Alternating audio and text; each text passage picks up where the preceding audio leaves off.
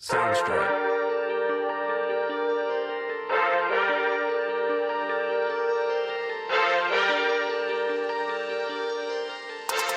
Welcome to South End Supporters, a St. Louis City SC podcast powered by Ready to Live Wellness and coming at you from the Warrior Logo Wear studio. Eric Cole here with the Monday morning center back Dave Wyckoff, as our buddy DH is out tonight, David Heck. And unfortunately, City is also out of the Open Cup as they fall to Minnesota yet again, 3-2 after dropping a 2-1 lead there. Frustrations obviously continue with the club, with the team, the coaching, everything going on. But before we get into all that, Dave, how are we doing this evening?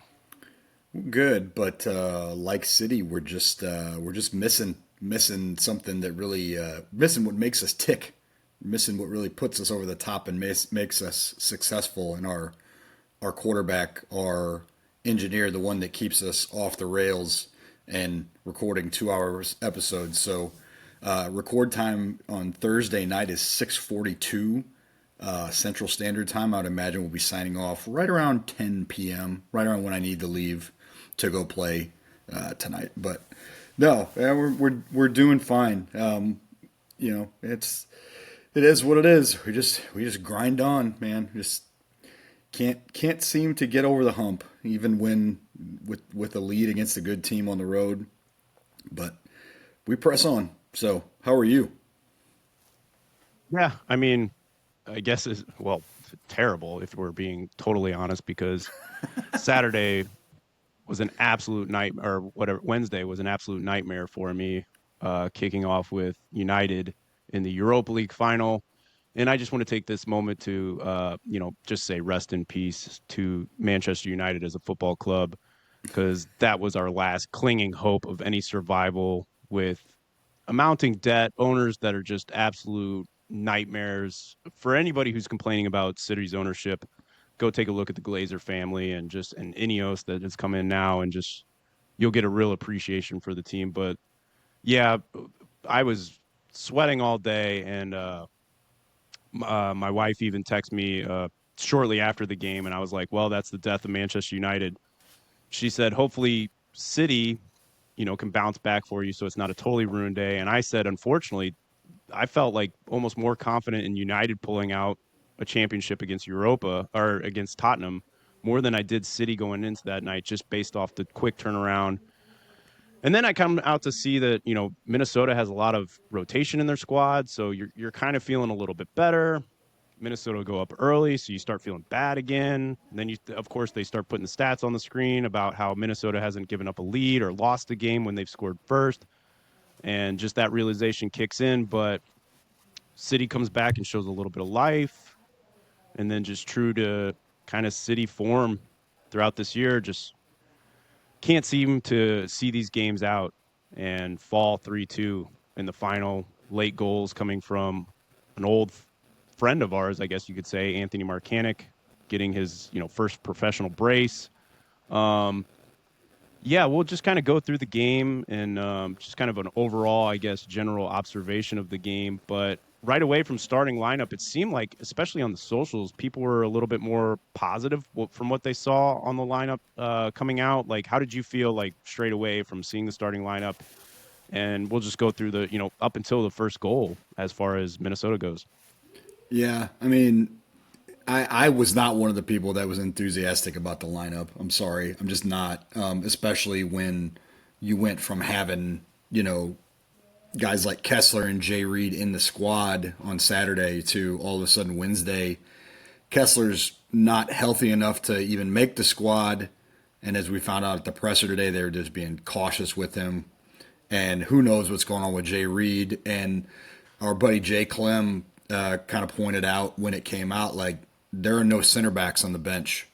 So Yeah. you were kind of playing with fire, and I mean, what ended up happening, Giannis Horn leaves at halftime with another injury we found out today. And Akil Watts has to go in, and you have to kind of change his formation. So no, I was not enthused by the lineup. You didn't see Zonde Silva get a start. You didn't see Betcher get a start. Celio. Celio. I was not. Yeah. I was not enthused. It was just more of the same for me. Yeah, we kind of said going into this game, we wanted to see our best starting 11, no matter what that meant. And I feel like once you see who's really been your most dangerous player here as of late, Celio, again, once again relegated to the bench, you're just kind of sitting there wondering, like, well, what is going on between those two? Like, I remember they asked, I forget who it was who asked Olaf a couple weeks ago, like in a presser, like, why when the first game that Sela came back and started and he had a good game, they were saying like, why leave him out the past two games? And he just didn't really have like a convincing answer to that. So we've talked a lot about Bradley Cardinell losing like connection with a couple of players, and that ended up being his slow demise as far as that goes. Like it almost feels like Olaf is losing a bit of like connection with some of his standout players as well, and maybe Celio falls into that. I don't, you can only speculate on what's going on, but like why not give him the start? Like I feel like not that the season's over by any means, but because we're not even halfway yet, but just looking at the writing on the wall, it felt like if we were going to get really anything super positive out of this year, it would have been a run in the Open Cup. So I felt like almost like you should have prioritized that. And we were hoping to see the best starting 11. And I'm with you. I think looking on that coming out again to whatever he has available and maybe whatever he was thinking, but to be still down, not finishing out these games, I don't know what's going on behind the scenes that is continuing to call. And then it just feels like even when we get a lead, it's just like, why are we getting so complacent with the lead anymore? What have we done so far this year is makes you feel like you can get complacent. And I'm kind of really talking about that Teutcher miss there towards the end to put us up Oh my 3-1. God. Like it just looked like he let off, and even after he missed, it felt like he was kind of like, oh well, we're still kind of winning here. It's like, man, like that's a key that like just for the mental sake of taking a team out of the game, giving yourself that 2-goal lead late, like let alone like I don't know, I don't know what's going on with the players either. You got to put a lot of emphasis on these players.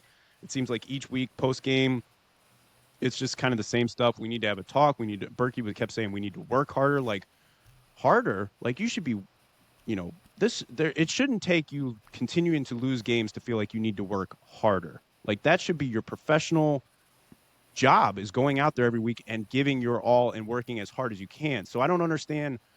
And I know it's just probably his PR answer of just saying we got to go and work harder because he probably doesn't say what he truly feels like he wants to say, but I don't know, just like what is it that you're not doing that isn't working harder, or why is it? Hartle says we had a serious talk and we're going to move forward from here. Like, why do we need these talks this far into the season and with the record that we kind of have at this moment? Well, I think one of the biggest problems right now, and let's just use Teutschert as an example, is they're pressing a lot, and you got a goal and an assist from Cello this game, which was really nice to see. It was a beautiful assist, and he worked hard for that goal too. He never stopped moving, and the team never stopped moving. That was good pressure. But You know what I and you noticed got about the assist? Like he finally quit float. That ball was that hummed was in there. driven. Yeah, it was a And great just like ball. the last assist he got, it was hummed in there. Yeah, Like but I wish he would just. and let's not forget that. I mean, let's not fail to point out that both goals were you were throwing bodies forward, trying to get Yeah, chances. correct. So, and it was an Open Cup game, and it was a little bit different. But City won the possession battle. They created a lot of chances. They had 12 total shots and 4 on target.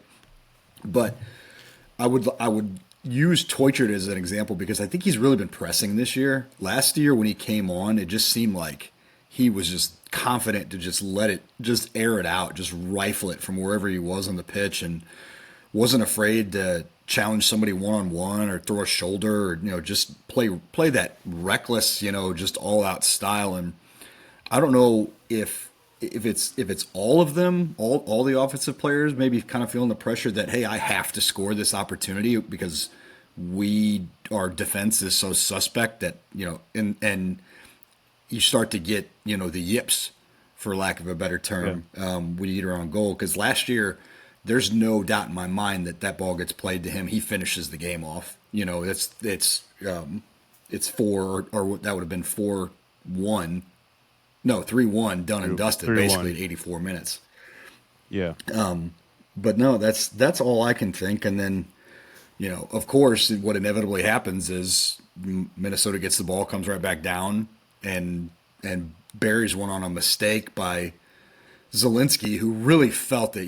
He wore it on his face that he made the mistake. And good on Berkey for being a leader, running right out to him, try to pick him up and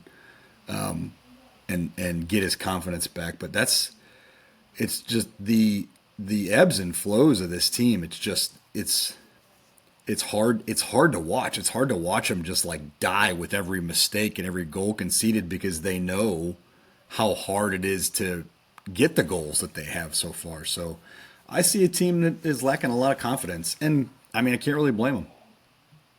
No, you brought up two good points in there real quick. Is like first I want to get to like that last point you made about like Berkey, that's why he has the captain's armband. I truly believe. Like, it's one deal where like I've never really been a big fan of like goalkeepers getting the captain armband just because of what they can do out on the field with the ref and that type of stuff. But the big reason you see that is that experience, and everybody's always on about like how intense Berkey is when he gets on his defense and stuff like that. But the fact that you can see, and it's a great shout that you had pointing that out, as like he knows how to handle his players and how to like pick them up. Like it would have been very easy for him to a young guy to say that and watch him just drop even more. But he realizes like which players he can. It's the same as like me with the personal training. Like I know what clients want me in their face and what clients, like if I get in their face, will shut down and never come back again. And it's that same captain leadership where he knows like, look, this is a young kid.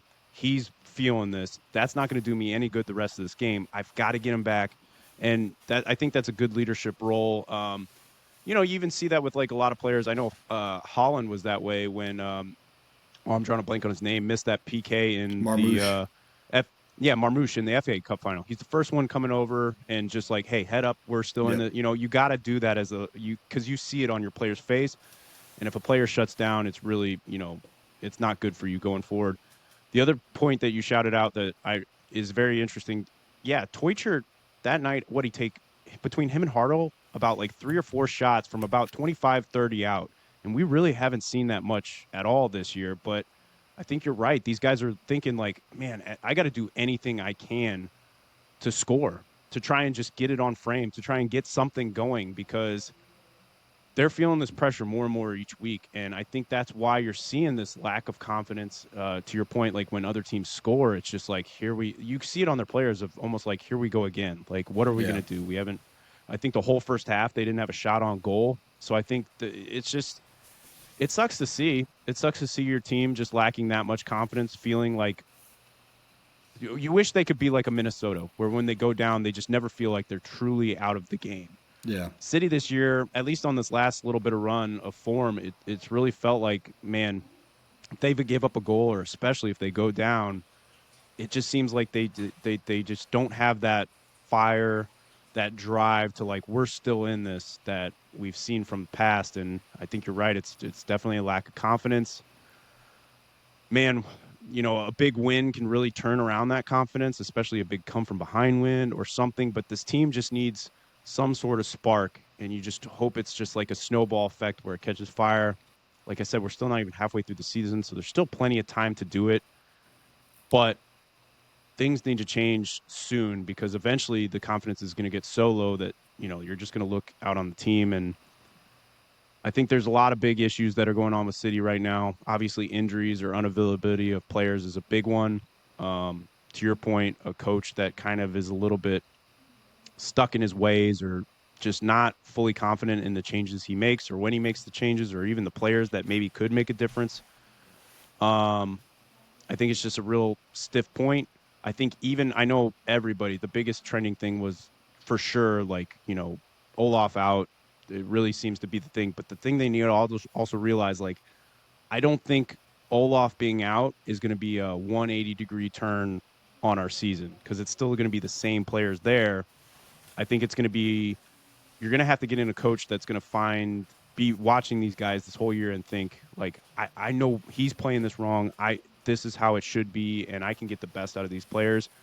My biggest thing of maybe like Olaf out is, it just seems like these players have kind of need some sort of like fresh spark to get them going as well.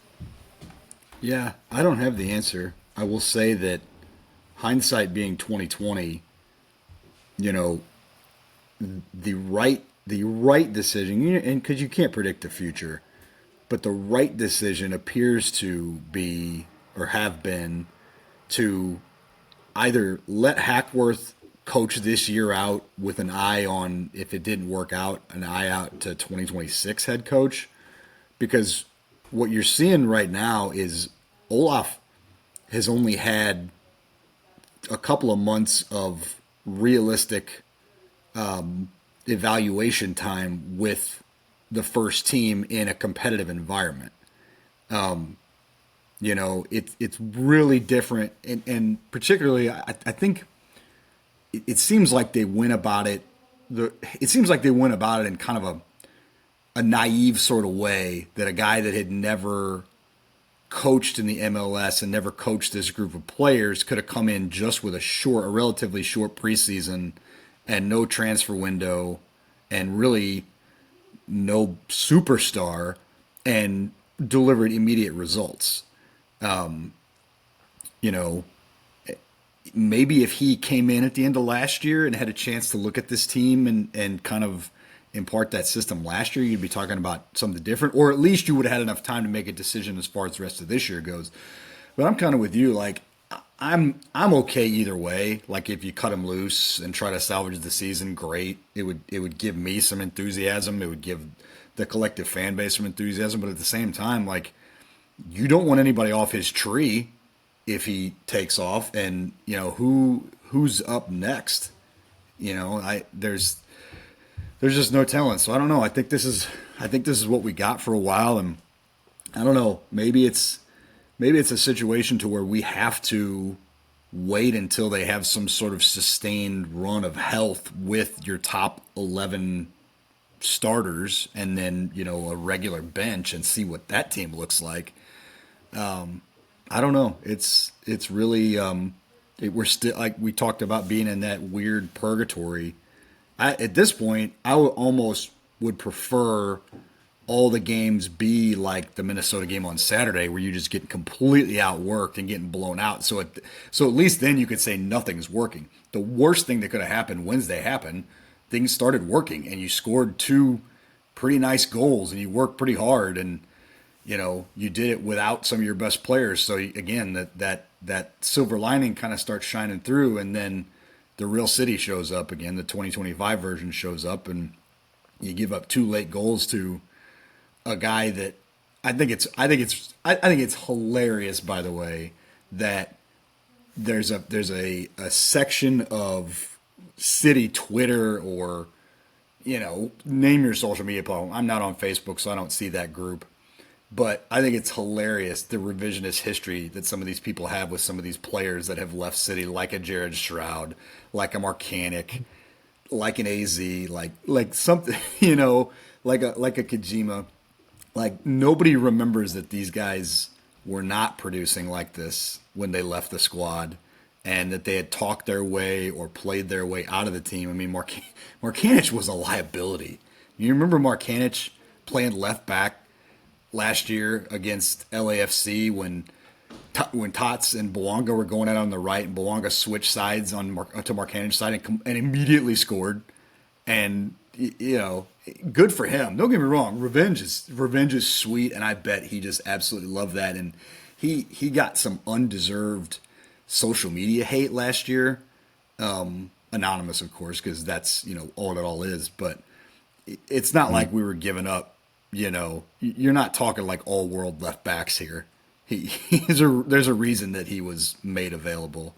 So, but at the end of the day, they got the win. They're moving on, and City are still grasping for answers. So we move on to Colorado. There's no time to rest. You gotta move on and Yeah. go play at altitude now. So we'll see how they respond. We'll Couple. see if there's any life. Yeah, there's a couple great points you put in there before we move on that I want to hit on. Is yeah, I'm a little tired of people bringing up past players, Carnell, past coaches, and stuff like that have seen some sort of success, and then they feel like had we never gotten rid of them, explicitly blaming Lutz as far as that. Like, you're right. Marcanic was a liability. And, could he eventually, with more time, become better and that type of stuff? Yeah, but he also hasn't been a regular starter for Minnesota either. Like, I No. think if I'm correct, he's filling in for an injured left back. So it's not like and there's a reason they said that's his first, professional goal, professional brace, like that type of stuff. Like, it's because he wasn't producing. And it's the same with Stroud, Kojima, Adinaran. The other thing is like people I've saw on like we should have never let Nico go. Sure, maybe not, but like he also he's out of a club. Like he hasn't produced anything since leaving City. Like you can't tell me that with any of those players that have really left that had we not let them go, our season would be night and day right now. You're all clamoring for going for big names, big names, big names. Last I checked, Jared Stroud isn't a big name. And this isn't me throwing shade at Jared Stroud. Like he's a professional soccer player at the end of the day. But you're talking about big names like Miami's throwing out. Like he's just not it. And I know those same people, I would almost love to see like the history because I guarantee you those same people that are saying like we should have never let him go a year ago were saying like why do we have this guy in the starting 11? So yeah, he just had a game. And he showed glimpses of that for us. I remember there was a certain game, I can't particularly say what the opponent was, but he showed and we were very giving him his flowers that night. We were saying, hey, we want to give him credit. He showed a game. But one game out of 5 isn't somebody that you want as a regular starting left back. The other thing that you brought up that I find really interesting is, everybody was, big on Hack coming in and the difference he made. And you brought it up, but like Hack had a lot of time with the team behind closed doors. He was very familiar with those players. Those players were very familiar with him. Olaf's come in a very short period of time, lack of experience with these players, way less than Hack had, way less than Carnell had. I'm with you almost on the fact of I've seen it many times, and so have you with being a Chelsea fan, me being a Man United fan, of bringing in a coach without the history of the team. Like for us, Man United right now, I believe Ruben Amorim is a fantastic coach. It doesn't seem that way because United finished 16th or 17th in the league, but he came in midway through a season with no experience on the players and didn't get any of his players that he would like to have. I'd almost like to, it sucks because you're right. We're in a purgatory. It's like, do we wait it out, see what Olaf can do with a healthy team and maybe a few players, but then you wasted money on a few players and who knows how long with the way City's going, who knows how long it could be. We can't always be waiting to get a full starting 11 because that day may never come. We just don't know. And so it's just a tough position. I'm more on the cautious side from what I've seen in the past of my team's history of just, let's just keep waiting unless some name comes out or something that it's like, yeah, you got to capitalize on this now.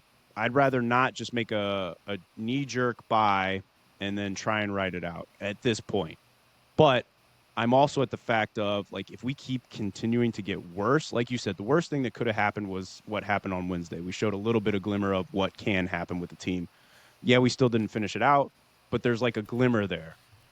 If we continue on like Saturday where it's just like there's nothing there, we're getting blown out, I think that's when you start to make that decision and pull the trigger. But as you said, and it's kind of seeming the way on all the socials, we're just going to keep taking it game by game, week by week, and just kind of, keep moving on. But at the end of the day, no matter what, you still stay by this team. You still support this team, even if that support just feels so much more difficult each time. At the end of the day, we're all still City fans. And being a United fan, I can say that there's going to be a lot of times that you regret it, but you stay with it. But anything else you want to say on this Open Cup game against Minnesota? No, I think that about wraps it up. And I'm secretly kind of glad that there wasn't an Open Cup run to kind of mask it. I know you can probably speak to this as a United fan, and maybe if any, Europa. yeah, and I think it's so comical that one of those teams, either United or Spurs, were going to be in the Champions League no matter what, and how farcical that kind of is. That teams that finish Yeah. that low in their league table would get an automatic bid. They But should almost change it to where it's like if you're not in top half of your table, You 10th just or go back in above, like Europa. you just go Yeah. back to Europa and Yeah. automatic qualification for there. There has to be, yeah, because you're right. Yeah. It's going to be a How joke. about how about this year in England or for the English clubs though? Like in a relatively down year for English clubs by European competition standards because all the English clubs crashed out so spectacularly in the Champions League. How about Newcastle winning their first trophy in 60 years, Palace winning their first trophy ever in a 120-year existence, and then Tottenham winning their first trophy in 17 years and their first European trophy in almost 50, I think. How about that? Like that's I knew, for I as knew, much as people complain about the Premier League being like so top heavy, which it is. I mean, the teams that spend the most money are gonna most of them are trying to still be in the Champions League and control almost everything. But that's pretty. It's pretty cool. It's been a really cool year in England for everything besides. I mean, a pretty boring title race, really. I mean, Liverpool are the best team, and I don't think it's relatively. I don't think it's close, but kind of a boring race for the most part for the title. And then going into the weekend, you've got six teams within 3 points of each other for the last couple of spots in Europe. no, you're right. I think it's, I think if anything, we're slowly shifting out of the top heavy and we're getting a little bit more spread out because I think while big money is there, also drive to continue playing slows down when you're getting big money like that. Sometimes I've Yeah, seen just getting in those players doesn't necessarily mean you're guaranteed a championship. Look at Manchester City; they're battling just to be in Champions yeah, League for yeah. next year. I knew we were in trouble the second they said this is the year of the bird because I believe Liverpool's logo has the bird. What is that? A phoenix? They said Crystal Palace has a bird. That's the Tottenham Eagles. Spurs a Yeah, bird, Spurs. and then Newcastle has a bird in their logo. So once they said that, like the only piece that was missing was Tottenham, and I was like, "There's no Yeah, fighting the year of the Newcastle are bird." the Magpies, right?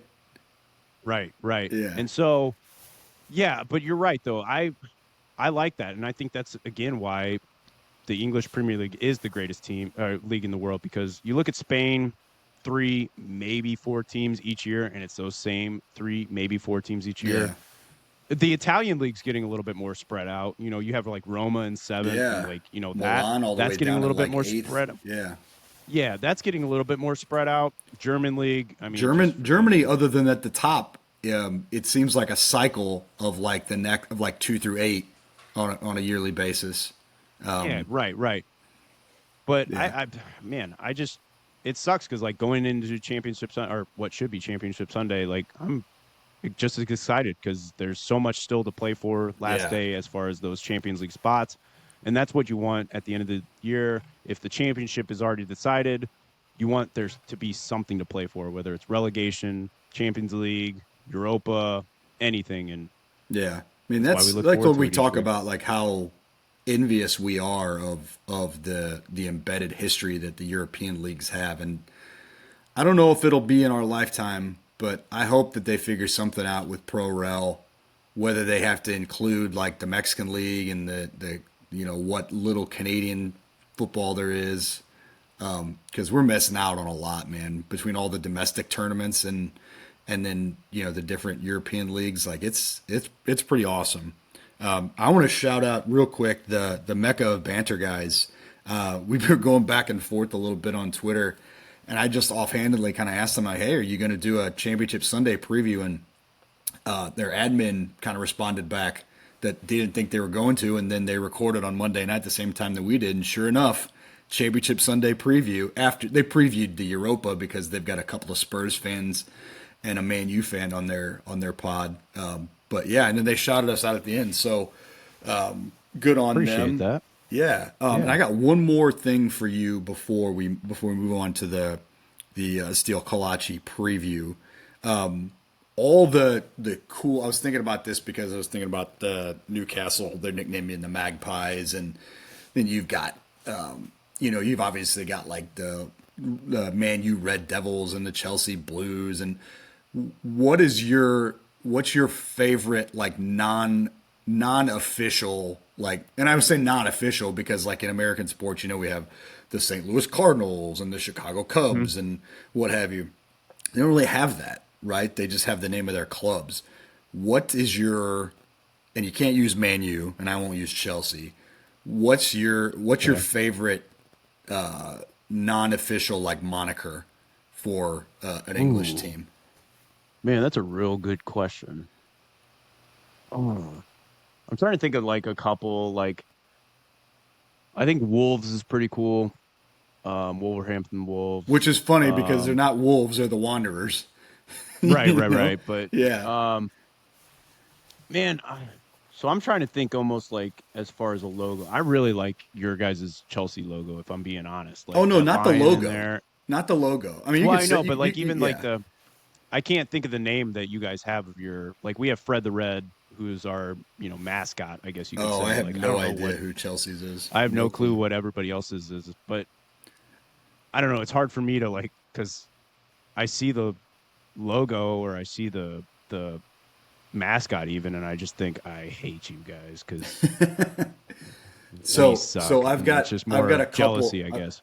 I've got a Yeah, handful of throw them my my way. I've got a handful of my favorite monikers in England. So I've always really liked the Stoke City Potters. I don't Yeah, know. good I don't one. know of an actual what an actual potter is. If it's something that makes pottery, that would be hilarious.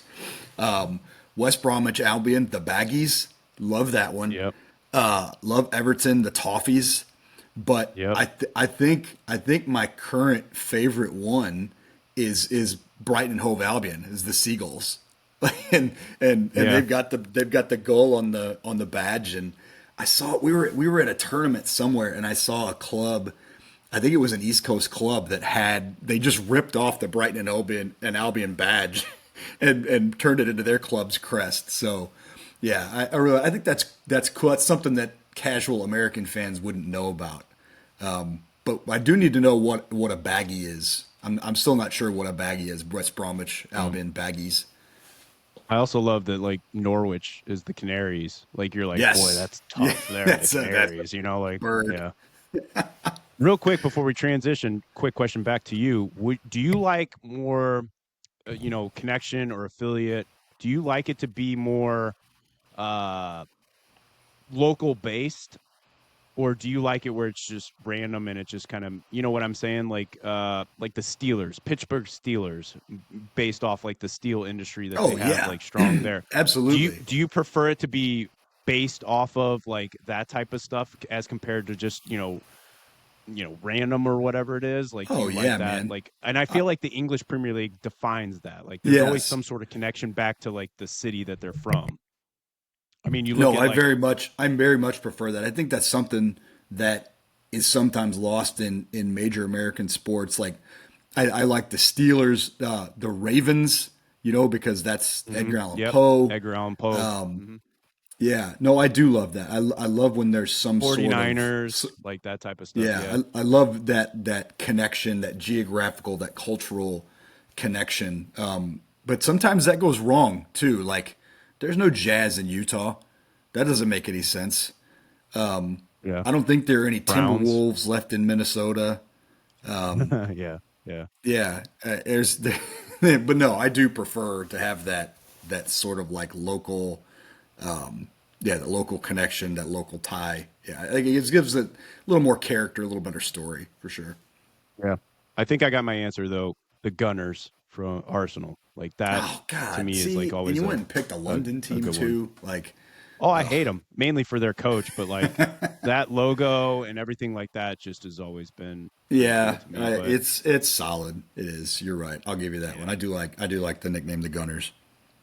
There we go. So we'll put a wrap on the Open Cup. Again, City drops out of the Open Cup, giving up a 2-1 lead, falling 3-2 to Minnesota. So now all that's left for City for the rest of the year is leagues play. So we'll move our way forward. But again, we're still seeing fitness issues. It seems like with subs and that type of stuff given out. Olaf saying that's a lot of reasons coming to subs and stuff. We keep trying to tell these guys there's got to be a place that they can go check out to improve their fitness because it doesn't seem to be working at City Park in their training facility. And the answer is Ready to Live Wellness. So they got to go check out Ready to Live Wellness. no matter what their style or anybody's style of training preferred or what their goals may be, whether you're looking to improve as far as an athlete or you're just looking for general health, they've got you covered. No matter what style, whatever your goals that you bring forth to them, they will tailor their workouts and whatever you're looking for towards you and your goals, and they'll make sure you're doing it in a safe environment with the best coaches and community in the area. And then as well, to keep up with your health and fitness, health being as one of them, you'll head right up on upstairs to all their PTs, masseuses, body movement specialists. It's all under one roof, so you don't even have to go from one place to another. It's the perfect combination. It's ready to live wellness. So make sure you go check them out at 1530 South Kings Highway, and as well online at R2L Wellness. And as always, Dave, look good, feel good. So those places you got to go. Of course, to look good is Warrior Logo Wear. Tell everybody about Warrior Logo Wear. That's right. Warrior Logo Wear, 12 East Main Street, Muscoda, Illinois. If you already feel good from your workouts and you want to look good, you want to update that wardrobe a little bit, you want to pick up some hats or hoodies, or just need some team sports or some promo swag for a business or something like that, check out Warrior Logo Wear. Chris and the team bring their dedication and discipline from their time in the service to every project. Get your custom apparel quickly without sacrificing any quality. They will meet any tight deadlines with ease. They can help you set up a fully customizable online store featuring your products and a logo that you or they help you design. No order minimums, perfect for any size company or event. Free source setup, no hidden costs, as we always discuss. They will ship those products directly to your customers or employees. Whatever you need, they are there to help you out. So check out Warrior Logo Wear on Instagram, at Warrior Logo Wear, all lowercase letters there. On Twitter, it's at Warrior Logo Wear, capital W, capital L, capital W, or warriorlogowear.com, the official swag sponsor of the South End Supporters. That's right. And of course, if you're not filling out those shirts that you get from Warrior Logo Wear just with training alone, you can get that, maybe not the best assistance, but you'll get that assistance if you go to STL Kalachi, and they'll help you fill out those shirts no matter which part of the shirt you're helping fill out. So you got to go check out STL Kalachi in Sunset Hills at 1530 South Kirkwood Road in St. Louis. And of course, they are going to bring you that STL Kalachi preview, and we will be previewing Colorado as we look to take them on Saturday night. Dave, what can you tell us about the Rapids that we will be seeing out in Colorado? Our old friends, the Colorado Rapids. 5 games against this squad. Funny enough, first team I ever saw play in the MLS was the Colorado Rapids. Live? Yeah, first team. That's my first MLS game was at Mile High Stadium, Colorado Rapids and San Jose Earthquakes, maybe? I think I was like 12 or 13 years old, something like that. 5 games against this squad in the short history of the rivalry. 2 wins, 2 draws. Or I'm sorry, 1 win, 2 losses, 2 draws over that time period. Colorado has hit a little bit of a slog in their schedule. They've hit a little bit of a downtime. They've lost 3 of their last 5. They've only scored 3 goals in their last 5.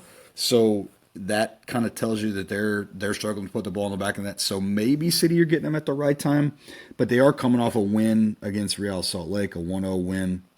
So they're always going to bring it. They're 7th in the West right now with 19 points. City are 14th in the West right now with 11.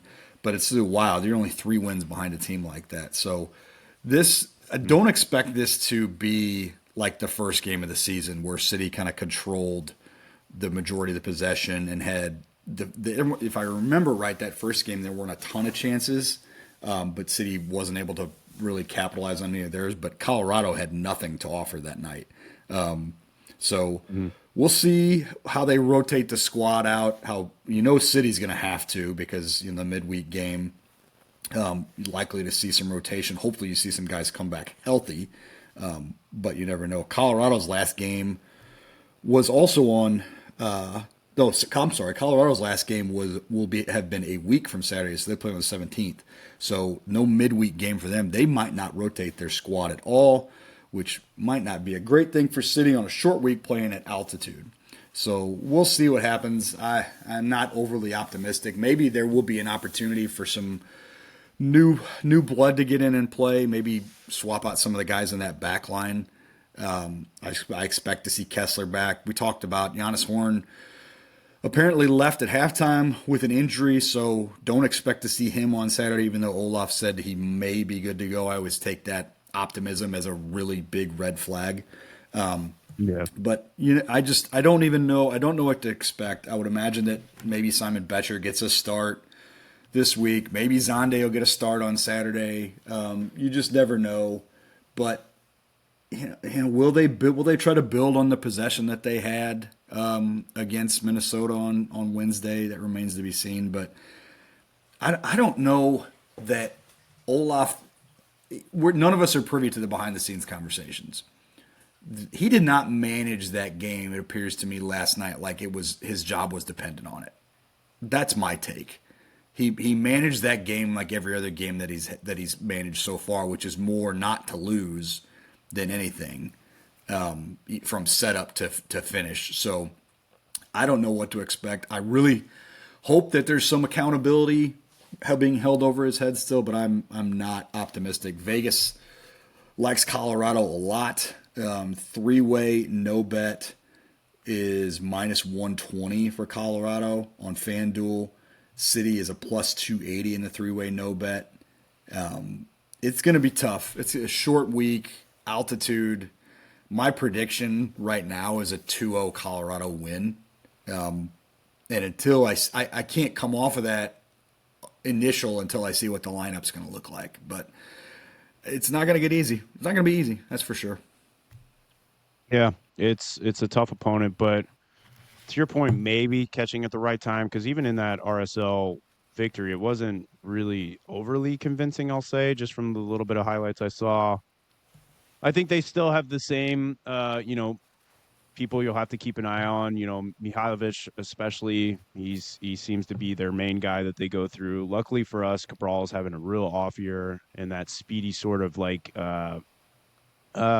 swift attacking winger seems to be a real struggle for us, and he's kind of just really having a big off year. So I don't know.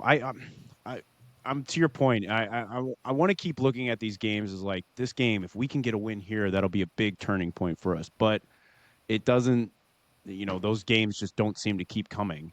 I keep thinking like, man, if we can get a big win like that on the road and then bring that momentum back to home, who knows? Maybe that can get them out there. But to your point, we played pretty much, a lot of our big starters as far as what you would think Olaf would look to get us a win, and you would expect that rotation on being such a short week.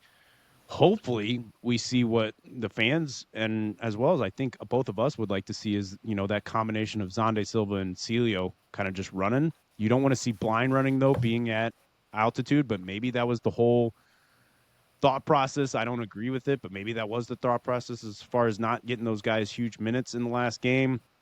I can't expect you see like, Horn. Yeah, to your point, like why would you go to altitude and we have a real bad history at Colorado as far as injuries go. So like, why would you really, if he's coming off at half, go risk him on short notice in Colorado? I just can't see Horn being in the lineup at all. And then Leuven, I can't see like if he's trying to get up to fitness and he's just getting back to training, why would you again go throw him into the line? Like it's just unnecessary for that reason. I'm hoping that we do catch this Colorado team just at a weird time, or I'm hoping that we catch them to where they're looking at us as like a walkover, and we can just pull something out late. It's tough to see, and I'm with you on the fact of like until I see that starting lineup or until I see really like I wouldn't even say the first 15 minutes because we just don't typically start games great. I want to see that 15 to halftime. Where are we looking from there? And that'll be kind of a big decider for me. I like your prediction as far as 2-0. I'm it's almost like each week I'm saying these like predictions as like a challenge to City. Like go prove me wrong. Come Yeah. show me something. Like let's see something. Each week we see one player, whether it's Hartle, Berkey, Kessler, somebody saying like we had a discussion and we're gonna, we need to work harder. Things are gonna change. We need to put in the work and this type of stuff. I don't want to see that on the training pitch. I want to see that come game time.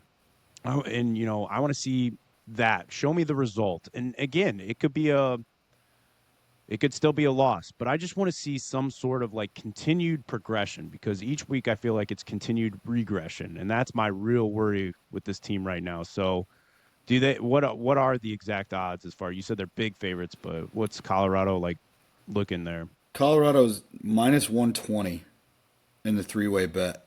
That's a pretty Okay. heavy favorite for the three-way bet. Let's see. When you have heavy favorites like that, do you still like do you do the emotional hedge bet? Do you like bet on Colorado? Like what No, there's are no you gonna money in bet on that. this game? You gonna There's no leave it money. There's alone? no money in that. The tie no bet, they're minus 240. So there's no. I mean, that there's no money in that to me. You got to bet. You'd have to bet $240 to win 100 on that, and I'm not. Yeah. Yeah. That's not appetizing. I mean, I think that they should be a heavy bet, but I'm not. It's such a random game. You know what I mean? The MLS is so random that Hmm. injuries, fluke goal. I mean, dude, we have teams winning games without recording shots on goal. Like that's how Yeah. random this Yeah. league is. So I wouldn't feel comfortable making that bet. No, I just stay away from City right now because I have no idea. Every time I think that they're gonna not score any goal, like in the charity challenge against Minnesota on Saturday, I picked them to score 2 goals and they get shut out. And then Wednesday, I picked them to score no goals and they put 2 in the back of the net. So I just don't have a feel for how anything is shaken out right now. So I'm just stay away from it. Welcome to my head all last year. You're looking at a game and you're like, this should make sense. Like there should be this in this game. And that's why the sport is so unpredictable. And, we talked about the English Premier League a little bit earlier, where a team that's in 19th can go knock out the team that's sitting on top of the table. It's just if you're on that day, all it takes is one and you can come out with a win. So, yeah, Colorado City will travel out west a little bit this Saturday. Game time is at 8:30 p.m. So not, I guess, as late as we've seen West Coast time games go, but a little bit later than normal. Hopefully, we can just come out with something, get a little bit of momentum going, and bring it back home for the following week. But I feel like once again we've said that a lot this year, so I want City to go show it rather than us keep talking about it. But what we do actually enjoy talking about is the Felix's Pizza Pub South End submissions, and that's where we'll transition our way onto for this episode. Again, Felix's Pizza Pub. Make sure you go check them out at 6401 Clayton Avenue in Dogtown. If you got nothing going on this Saturday, there's no better place to go check out the game because it is an official City on Tap bar.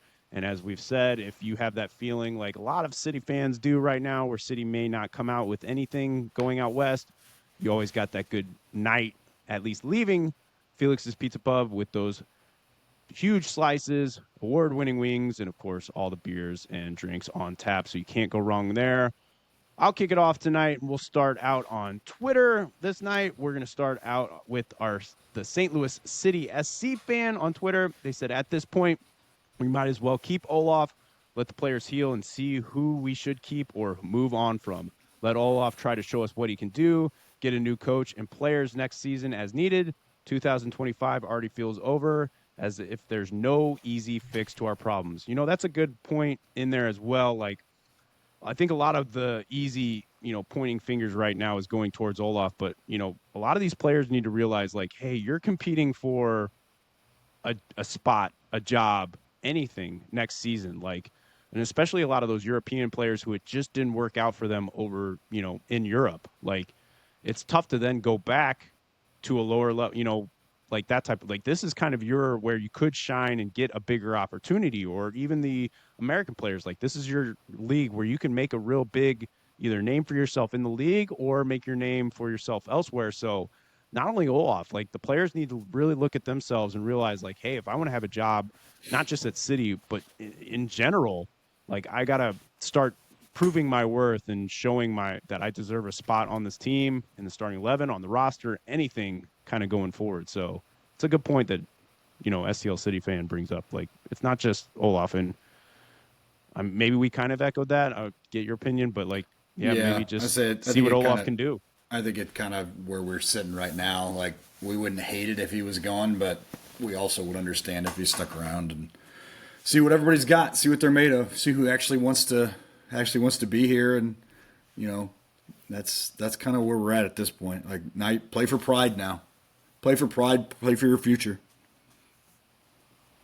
Yes, and play for the damn badge on the front of the jersey and not the name on the back. Like, Yep. no matter what your feeling is, like you should always play for the team you represent. So exactly right. Yep.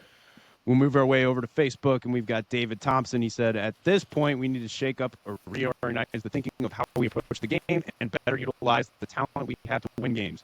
I do not think it's hard. We're just making it look hard.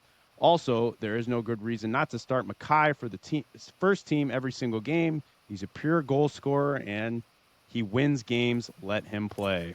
Yeah. What do you? I mean, The only at this problem with point, that is he's playing this. His best spot is where Celio's best spot is.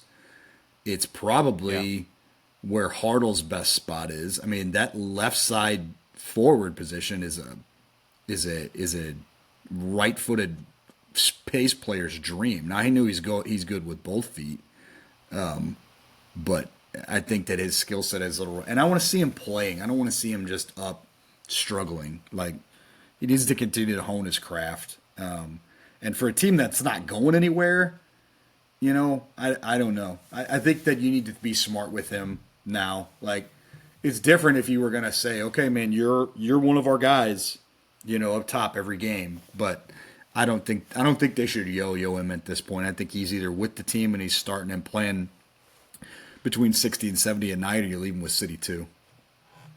I'm 100% in agreement. I think like you know, let him continue to develop. Let him continue to get better. And when you bring him up, it's either like a surefire first off the bench, or he's in that starting let up kind of his style. Quit, if you're taking him away from City too, and then he's not getting minutes there, and he's not getting any game time at all, the last thing you want to do is like hinder his growth Yeah. and progression by not getting him just solid game minutes. I think right now at this point and where the team and everything is, I don't see like Micaiah coming in and turning the season around.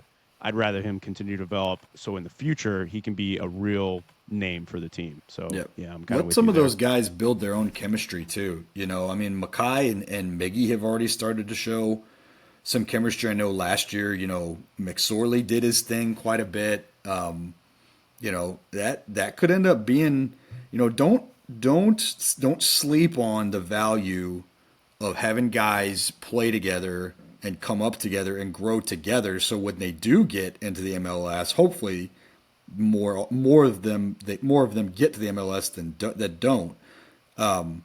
But you want to see like him, and we were talking about last episode Lorenzo Cornelius and his fast feet, and guys like Juan Kuzain, who's just working his way back into the team. Like, let them play together. Yes. Let them build that chemistry there, and maybe someday you can see that unfold. For the top squad. Man, I 100% agree. That's a real potential to have like a class of 92 feel where it's like five or six of those guys come up at the same time and have that chemistry from the lower level and they develop their craft. You look at like Tyson Pierce, you look at like Venzel. I Glover. mean, you've Yep. got Mackay, Glover. There's a lot of talent there that if you can continue to let them be comfortable with each other and their play style, it'll transition to the bigger leagues as they get older. Yep. Next, we'll go to Joe Radwanski. I hope I pronounced that right. He said, at this point, I would rather just they switch it up and go young and see where we have and who could make it from City 2. Joyner, Venzel, Glover, Kuzain, Kidd on the main roster. I just want to see some energy out there. Watching City 2 play is way more fun at this point than clear house at the end of the year. Hold on to Celio, Kessler, Totland, Dirk, and Vollum. That's about it from those getting regular playing time now. I've seen enough Watts, Yarrow, and the rest. Time to reset things. Also, what is the point of the runs being made by the guys up front, if at all? The midfield and defenders do is turn around and pass the ball back to Berkey. This is a frustrating team to watch. So we kind of just touched on as far as the young guys, coming up and that type of stuff.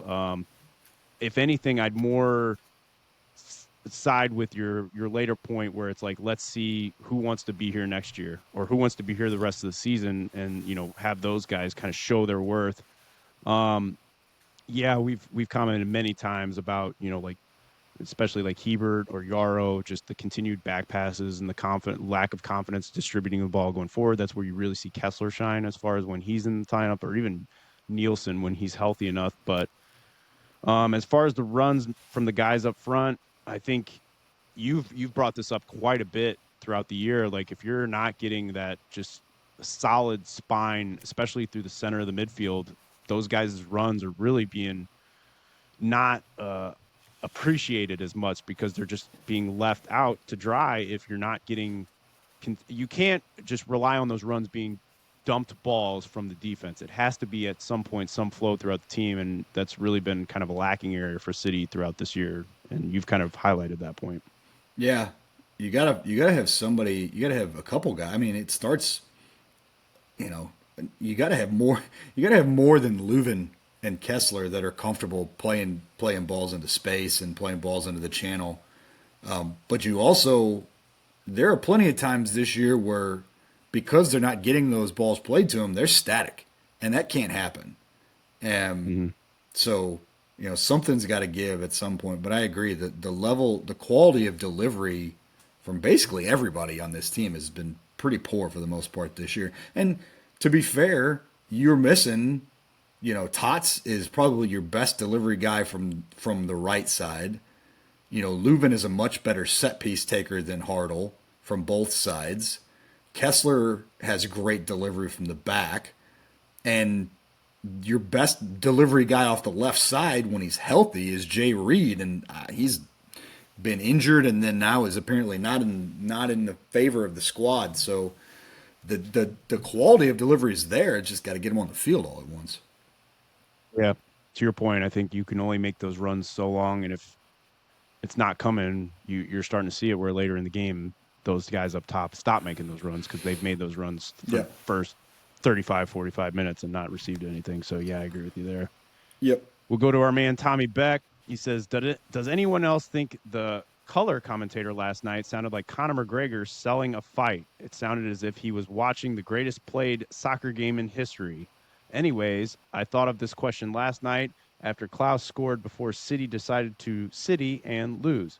If City would have hung on to last night and made a run all the way and hoist the U.S. Open Cup and finish 12th in the West in MLS play, would we consider this season successful? What value do you place on trophies won outside of the league play with your European teams? Spurry can finally participate in this conversation. Sorry, Eric, with a couple crying, laughing emojis. So, yet again, it's all coming back. This is an interesting question because, uh, excuse me if I don't know, but outside of money, there's nothing that really helps your team by winning the US Open Cup other than finances. Am I correct on that? Like there's no Yeah, I couldn't tell you you. know? I would say that it's all relative to who your club is, and given the history of St. Louis and the U.S. Open Cup, having some amateur squads have won the cup, and was it STLFC that made a run in like 2021 towards it and made it to Yeah, like the yeah. semis? Something like that, yeah.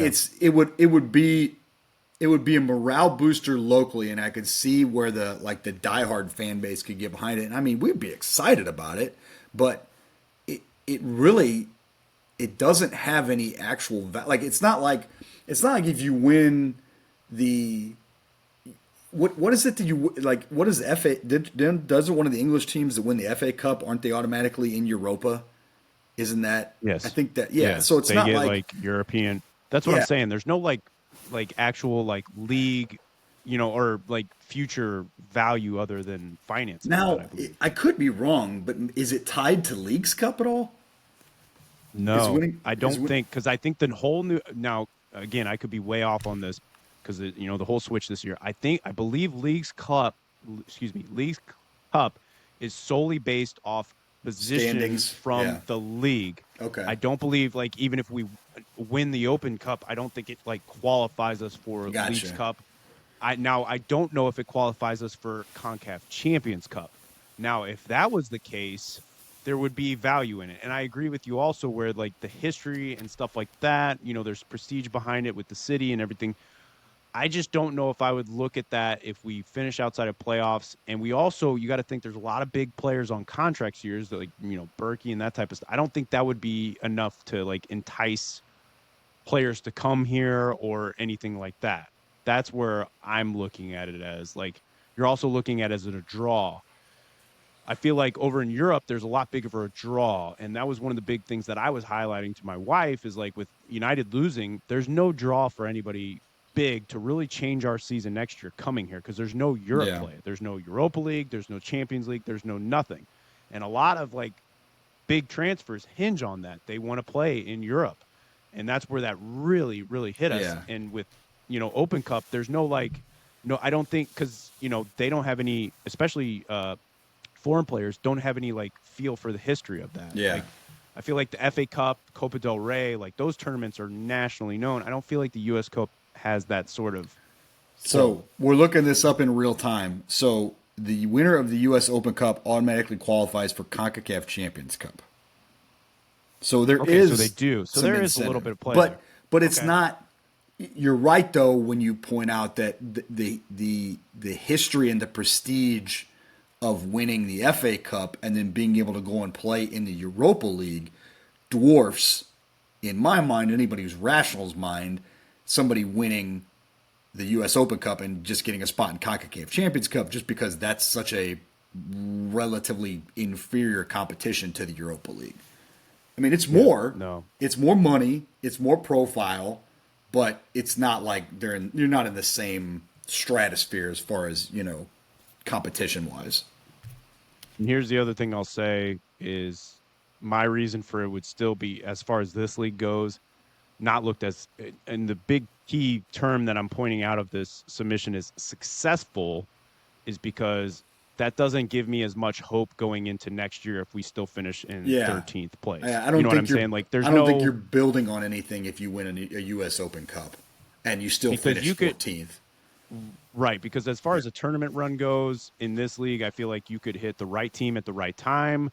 You could get teams that are looking more to prioritize league more than Open Cup. Yeah. Like, there's a lot of factors into making a successful Open Cup run than there is to like a successful League Cup run. So that's Yep. just my feeling. But Yep. I wouldn't also like if somebody said they would see successful, I wouldn't look at them as like you're completely wrong on that. So Gotcha.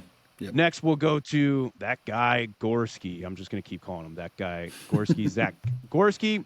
He said, at this point, let's just focus on the home game on 31st. Let's talk festivities and pre and post game activities. What's doing that day, and how can I get a South End slushie?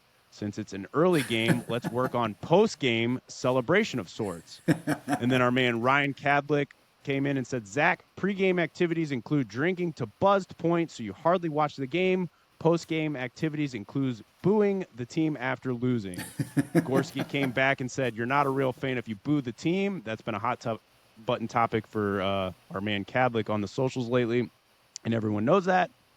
Cadlick said, I'm going to let you in on a secret. I'm sweating bullets right now. I boo them standing up. Woo, glad to get that one off my chest because standing and sitting has also been a hot topic lately. And Gorski finalized it with, hope you enjoyed your time. You are nearing a ban at this point. So a lot going on there. But, yeah, let's get into – we'll just go to the 31st. We're all looking forward to that. We got a day game. A lot of people that we're excited to meet, hang out with, reconnect with. Sounds like they're going to that game. It's going to be a lot of fun. I mean, nothing is official yet. But we'll probably finalize that in the next couple of days or so, and maybe be able to put some actual plans out on Monday's episode. I like But that the plan idea. is to try to get together with as many people before the game as possible. Yes. And it's a very winnable game. I mean, it's against the Galaxy, so it's a Yes. very winnable game. Hopefully they don't figure everything out by then. So yeah, man. Yeah. We've talked quite a bit about having like a little meetup at the top of the parking garage, because I know like a lot of the supporter groups and the march and everything like that. I think they meet at like Schlafly, so I don't want to like necessarily go there to meet up. Yeah, we'll have to discuss that for sure, and then figure out a good meetup to where we can all hang out pregame, have a good time, go in and hopefully not have to boo the team against the Ideally, Galaxy. ideally you don't want to boo your own team, but sometimes they have it coming. Here's the issue that we have on this one, though, Gorski, as far as how can I get a South End slushy? Unless South End Stan is there Yeah, providing them, it's not we official. don't know the ingredients. We don't know the ingredients to them either. So, like, Anything you have that's not made by South End Stan is a faux South End slushy. yes, and you'll be hearing from his lawyers if You you do will. dare to call it You a will. South End slushy. It will. So, Yep. don't even try it. But yeah, we'll try and definitely come up with something as far as like a good meetup, Yep. good time, a win, and then we'll just throw it out there just for fun, celebratory Yep. shots afterwards as we go. And the last one I have on my end, of course, we can't finish out the Facebook without another Ryan Cadlick combat. So he starts it out with a couple merch ideas because that game was trashed. First, two patches, one of a flat and one of a drummy with SESP on them. A shirt that says I'm a flat winger or I believe in flat wings on the front, and on the back says get them drums out, or a variation of another shirt that says Team Drummy, and the back says I'm not a flat winger or I don't believe in flat wings. And the battle. It's a bunch of random cartoon characters thrown together. There's always more to come, so no need to get angry over the list or the seatings. Hate the Also, seating my already. bad on Hate him. yeah, hate it already. Also, my bad on Magatu. I was looking for Ben Stiller characters, and are some reasons he was on the list. Same rules as always: 1v8, 2v7, 3v6, and 4v5. So new listeners know, since it's a very hot debated topic, the rule is it's a random encounter, doesn't matter where.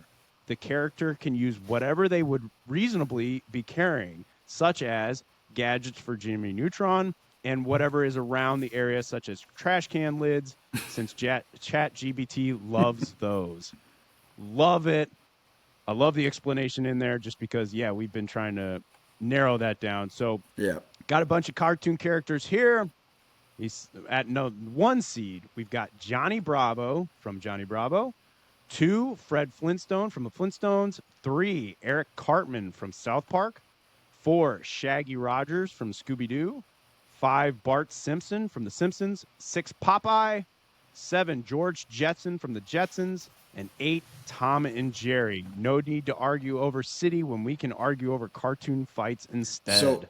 So let me just say before we even get going on this, because you can eliminate all the votes right now. Eric Cartman is a cartoon character you do not cross ever. So I'm just going to tell you right now, my winner is Eric Cartman by however he wants. So you can continue with the pleasantries and the matchups, but Eric Cartman's going to win this. There's no doubt in my mind. For entertainment's sake, we'll say. Well, let's Okay, I'm just letting you know where I am right off the bat. Like that's an instant call. So here's the thing: I may not disagree with you on that statement, just from the characters that we have going forward. Yeah. But you never know. You never know. So all right, let's do it. We've got Johnny Bravo taking on Tom and Jerry. For me, Johnny Bravo wins this one. Tom can't even take out Jerry. So what are we? But they're pairing up. Talking about? They're pairing up, right? No, it's just Tom. Oh, okay. Just Tom. Yeah, then Johnny Bravo. Yeah. Okay. 2, we've got Fred Flintstone taking on George Jetson. This is just a weird dad battle that I feel like maybe Flintstone. I think technology. I think technology. But you think wins technology? On this one. Yeah, I think technology wins. All right, I'll go with you on that one. So we've got George Jetson taking the upset there at the 7 seed. So then we've got the favorite Eric Cartman from South Park taking on Popeye. This is actually a good battle. So you're still going Eric Cartman. It's Cartman. Cartman. Right. Cartman won't do it. Here's the thing. Cartman won't do it himself. Like Cartman doesn't have have the dog in it himself, but dude got embarrassed. Like if you've never seen the South Park episode of Scott Tenorman Must Die, dude got just like fully humiliated like repeatedly over and over again, and eventually fed Scott Tenorman's own parents to him in a bowl of chili. I do remember that one. Yes. Yeah, so Yes. it's Eric Cartman. Yes, the sadistic part of it. Yeah, He yeah. just like we touched on this last week with the Tony Perkins and the White Goodman battle. The sadistic thing comes out. The last matchup we've got Shaggy Rogers taking on Bart Simpson.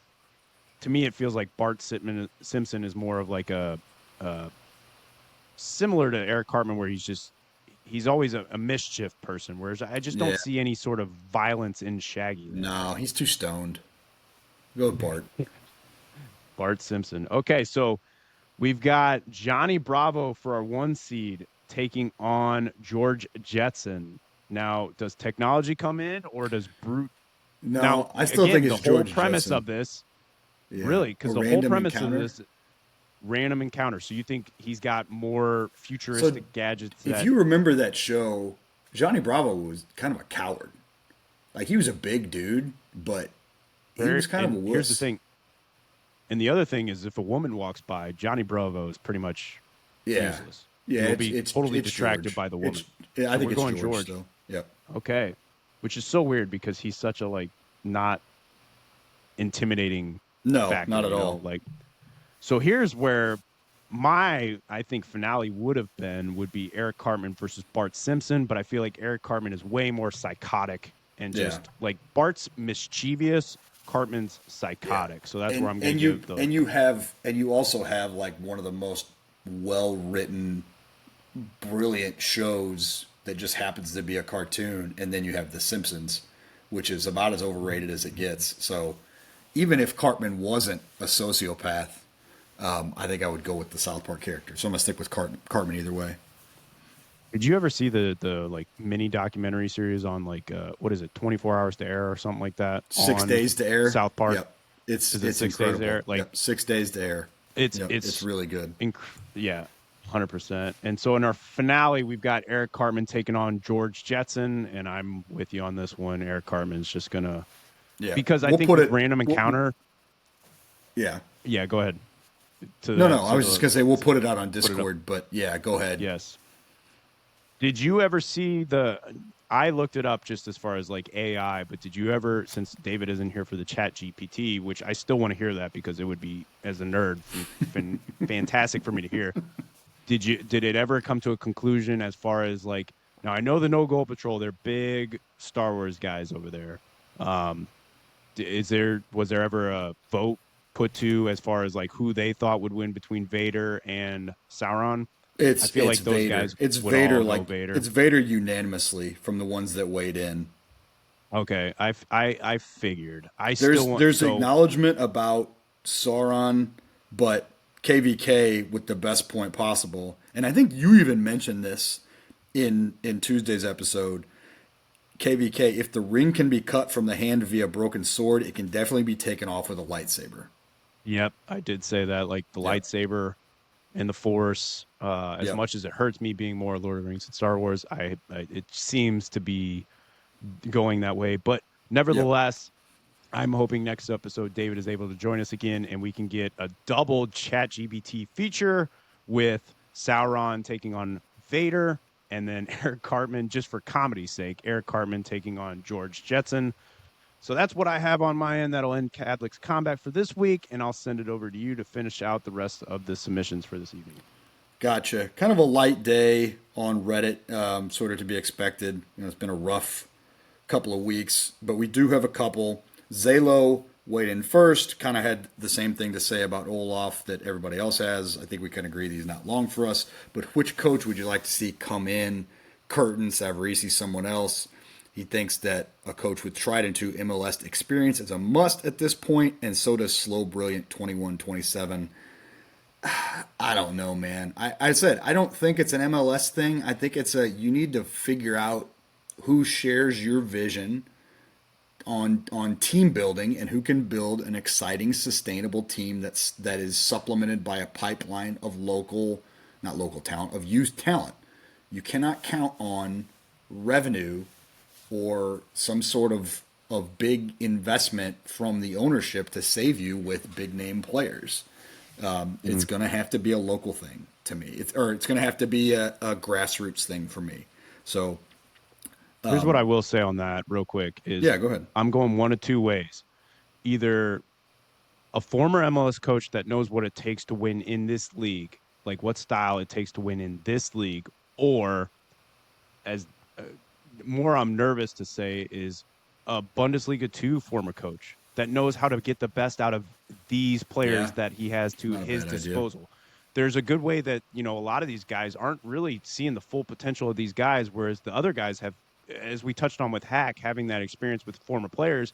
Maybe he needs to get a player that has seen these guys in both the youth level, international level, or just league play over in Germany, and you get a former German coach. I don't know if like now it's a long shot, but like Low or Klinsmann, I don't know if they have clubs currently. I know that's a long shot, but like maybe a German experience. If you're going to keep buying German players, and as long as Lutz is here, it seems to be that trend. Like maybe you go get a German coach that really knows how to get the best out of those players. So for me, it's just one of those two options.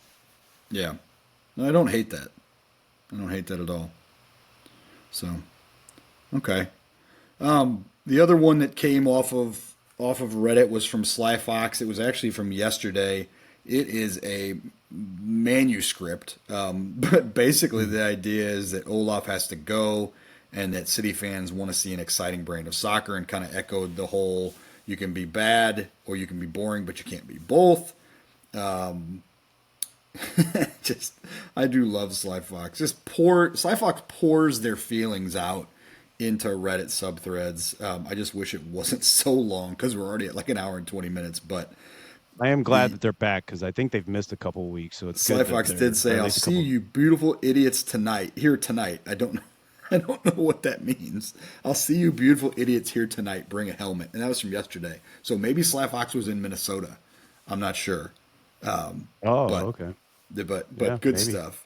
Uh, there's there's a part in here where they say our only hope now rests with a Hollywood storyline where a rogue leader emerges from the locker room and rallies the team in defiance of the authorities to play or think for themselves. It's Yeah. there's a lot going on there. But moving over to Discord, like we talked about, we had some weigh-ins on the Cadillac Combat. From Monday's episode, from Tuesday's episode, the consensus was Vader would take out Sauron. South End submissions for this week from them. We've got here KVK wants to know what the go-to lake in Missouri or their surrounding states are for us for a long weekend. For me, I prefer Table Rock Lake. It's a little more chill than the Ozarks. On the Illinois side, it's been a long time since I've done any laking on the Illinois side. Don't really like it too much over here, to tell you the truth. And like I said, it's been a while. I'm more of a pond guy myself. Yeah. Yeah, I haven't partaken. I still haven't been to Ozarks or anything like that. For me, just from history of where I've been a lot, especially throughout my high school years, that I have a lot of good memories is Carlisle Lake. Like going out to Carlisle, it's not a bad Yeah. drive. Good fishing. If you have a boat, it's a good spot. Like as far Yep. as local and everything goes. So for me, Carlisle Lake, just about what 45 minutes Yeah. east for us. Yeah. Merch ideas from Discord, Noble Patrol Discord, KVK boxer briefs with the South End supporters logo. I like that. I'm a boxer briefs Ooh. man myself. So Jay So you get Clem wants yeah, you get a little South End supporters for your to support your South South End End. some South End support. There you That's go. really good. I, I like that. That's Jay hey, Clem Jay marketing Clem needs a department, get on it. Jay Clem needs a South End supporter scarf. As for Mhm. submission, what's your favorite way to distract yourself from City during this skid? Oh God. I mean, Europe, watching the European soccer keeps me alive. And we're going to lose that here not too long. So maybe a long Well, summer. European Hopefully the soccer kills me, so I don't know what yeah. you're talking Well, about. I mean, I'm not talking about just Chelsea. I'm talking about, you got Champions League final, you know, you have Club World Cup this summer. That might be exciting, although I'm not expecting too much out of it. Right. Hopefully the Cardinals stay relevant. That would help with the distraction. Yeah. You know, other than that, yeah, I don't want to be distracted. I want to be all in on a team all summer. You know, I want them to be competitive, but I don't want to be distracted from them even when they're bad because they're right, wrong, or indifferent. They're our club. I saw that meme you were talking about with Man United. Finally, the one Did you see where that? Yeah, yeah. the guy's holding the Holding the umbrella over umbrella. the logo. Yeah, Yeah, I'll I say for hate you. me, like, What did it say? I yeah. hate you, but I don't want you Even to though I suffer or hate you, something I'll like. never stop. Yeah, Even though yeah, I that's hate it right you, I'll there. never stop loving you. Yeah, Yeah, that's I it. see it pops Perfect. up for me all the time. Yeah, for me, I don't want to ever, even though like my distractions that I have, if I'm looking for aggression, I'll, work out, fitness for me, or playing the drums as far as aggression, or if I just want to completely disassociate, it's skateboarding to where I can't think about anything else or I'm like falling on my ass. But at the same time, I'm always thinking about these teams, and I think that shows that, like, unfortunately or fortunately, I'm full in on these teams. So Yeah. yeah, I don't think City will ever completely leave my mind, no matter how much. I threw this one in the great debate section of the Discord because we had this conversation at the office today. Best candy bar, and it has to be a candy bar because when I was asked it, I said Reese's first, and then the person pointed out that that's not an actual candy bar. That's best candy. So Ooh. I threw best candy bar. It has to be in bar form. Soccer Zombie said Kit Kat. Ricky B had two, said Milky Way, and then a Kit Kat if it's been in a freezer. I will say that any candy bar that is been in a freezer is better than if it's at room temperature, in my opinion. So No I matter always no hear matter that. what it is. So I always hear that, and I've just for some reason never taken part in that. Oh, it's I just need to, unreal. because I Yep. do hear that quite often, that it does make it better. So Yep. I'll have to Yep. try it. Chris said Snickers, Fat Lord Colton with a Twix, KVK with a payday. That's a sophisticated Ooh. answer as a payday, an original payday. Yeah, that's like the indie rock answer right there. Like a band you've never heard. Like nobody, like, unless you like it, that's the answer right there. An Yeah. indie Yeah. rock. Jay Clem with a fast break, a Reese's fast break. See, that's a good shout. That's as close as you get to Reese's just in a candy bar form. So speaking of Fando, Reese's, I want to get your opinion. okay, Does Take Five, do those count as a bar? yeah, I think so. Ooh, so those Yeah, are up there. Those are those are okay. strong. Fando Beth says dark but not too dark chocolate, Ghirardelli and Dove are available in bar form. 72% is probably my max percentage without being too bitter. I like a dark chocolate. It's Ooh. supposed to be better for you too. Yeah, I'm not willing to make that sacrifice. Give me the milk chocolate all the way. Joe M says Mr. Goodbar. The wrapper is also right for No Goal Patrol towel design. I like that. Mm. My pick is, and this is also Katie's favorite, and this is a shout to the old school paddlers pool days, paddler swim club days in GC. Frozen Zero bars, a Frozen Zero Yes. bar it is elite. It is the elite of the elite, like one at the top tier of frozen candy bars. Maybe that's what we need to do, is make like a tier list, like an S tier, A, B, C, D, and then Yeah, we'll come up with like a full like that list. But zeros, I haven't had many of those, but like the times I have, it's been like man, like why aren't these more popular than yeah, they are? Like, at yeah. least as far as where I'm from, like it wasn't like a big It's deal. never But man, been like a mainstream, like you don't see commercials right, for it, like Hungry have a zero right. bar. But to me, and I love a Snickers. Snickers is the classic candy bar. Snickers and Hershey's. It's like it doesn't get him like when you're thinking of candy bar, like that's what you think of. But I will take a zero 10 times out of 10 over both of those. Yeah, I think the easy answer here is the Snickers. I'm a big Milky Way fan, so you throw in a I little like a Milky peanut Way. there. Yeah. You're adding to it. What was it? Fetlor Colton with the Twix shout. That's a Yep. big, like, I like a Twix. I also like that Twix is branching out a little bit with different, like, sort of like, you got the white chocolate. There's like cookie Cookie dough. dough, like Yep. other Peanut different butter. like things that Yep. they're trying. Yeah, I like that they're starting to kind of go that Yep. way and give It's you a little bit versatile. It's of a, versatile. Anything you put yeah. on the cookie crunch is really what Twix is all about. That Yeah. nobody can match the cookie crunch of a Twix. But I still think like of all like going back to it, like if I'm gonna like if you narrow me down, it's gonna be some sort of like Reese's product, like Nutrageous, Fast Break. Oh, I forgot about Um, Nutrageous. Yeah, that was a strong they've one. got they've got another one in there that's like super solid that I've grabbed a couple times. But like, man, those to me, like if I'm gonna have to narrow it down, it's gonna be kind of one of those. I'm agree with you. I think the if you were to poll America, Snickers would be winning that one.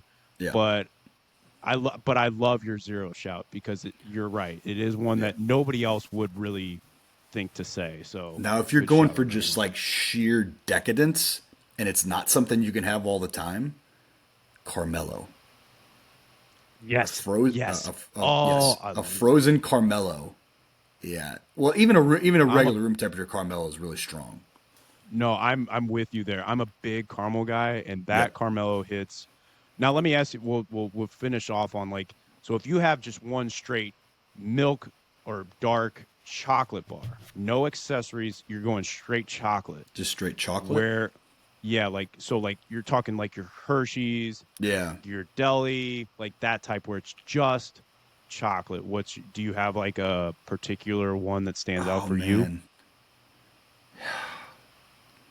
I think for me, and this is also because we toured the factory in San Francisco, like Gear Deli, like that one to Yeah. me, Those are really it's good. so heavy, like you can't, and maybe that's why I like it, is you can't overindulge because it sits a little bit heavier on you, but like Yeah. it's so rich, creamy, dark, and that's one where I can go dark or milk, and they both Yeah. taste really I've had good. some. I can't I don't remember the name brands because it's been so. But I when my first year in college, I had some real like Swiss chocolate that the funny enough the Irish guys that we played with brought with them because they hated American chocolate. I had that in college too. Yeah, Oh, they were like, dude, you're trying. so much better than everything we Oh, have. I take it back. I know my number one. No, Go go ahead. for it. Cadbury. It's an English, like it's English, but Cadbury chocolate. Like I look forward to Easter time every year because that's when it like makes its appearance more so. But Cadbury chocolate to me, like that milk chocolate is so I don't know that I've good. had a regular Cadbury chocolate outside of the eggs. So Okay. Yeah. yeah, I'll have to give it a look.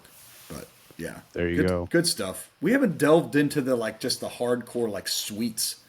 Like we talked about sweet kolaches, but we've never gotten down on like candy and stuff. I think it was good because David's not a big like sweets guy in terms Yeah. of candy. He likes cookies and stuff, but hmm I don't know. We'll still ask him. We'll still get his take.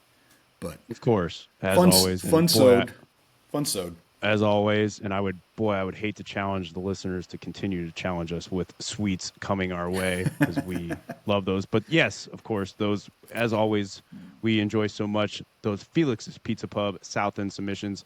Once again, make sure you go check them out at 6401 Clayton Avenue in Dogtown, City on Tap Bar. So it's a great place to go check out that game Saturday as City takes on the Colorado Rapids at 8:30 p.m.